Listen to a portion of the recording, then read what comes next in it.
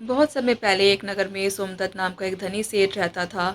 उसके पास अथाह धन संपत्ति थी, सैकड़ों नौकर चाकर थे और घर महल जैसा भव्य था। लेकिन उसके स्वभाव में घमंड भरा हुआ था।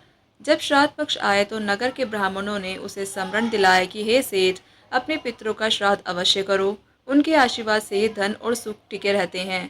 परंतु सोमदत्त ने अहंकार से उत्तर दिया, मेरे पूर्वजों ने मुझे क्या दिया है? मैं स्वयं परिश्रम और व्यापार से धनवान बना हूँ। मुझे इन कर्मकांडों से कोई लाभ नहीं। इस प्रकार उसने श्राद्ध करना टाल दिया। धीरे धीरे उसके जीवन में विपत्तियां आने लगी। व्यापार में घाटा हुआ। नौकर चाकर उसे छोड़कर चले गए। परिवार में रोग बढ़े और उनका महल सुनसान हो गया, जो कभी धन और ऐश्वर्य का घर था, अब निर्धनता और दुख का स्थान बन गया। निराश और भूखा प्यासा सोमदत्त नगर छोड़कर गांव-गांव भटकने लगा। एक दिन पितृपक्ष की छठी तिथि आई। भूख से व्याकुल होकर वह एक नदी के किनारे पहुंचा। वहां उसने एक साधारण किसान को देखा, जो मिट्टी के पात्र में थोड़ा चावल और तिल लेकर अपने पितरों का श्राद्ध कर रहा था।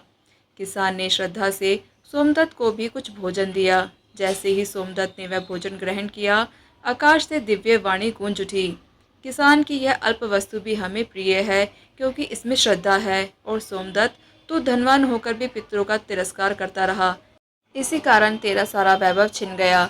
यह सुनकर सोमदत्त का सिर शर्म से झुक गया और वह पश्चाताप में रो पड़ा। उसने विनती की, अब मैं कभी पितरों का अपमान नहीं करूंगा, चाहे मेरे पास कुछ ना हो, लेकिन मैं श्रद्धा से श्राद्ध अवश्य करूंगा।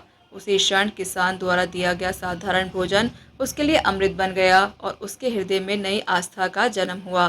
तो दोस्तों, कैसी लगी आपको मेरे ये छठी श्राद्ध की कहानी? अगर पसंद आई हो तो मेरे चैनल को लाइक, शेयर और सब्सक्राइब ज़रूर करें और बने रहे उड़ान स्टोरीज़ के साथ।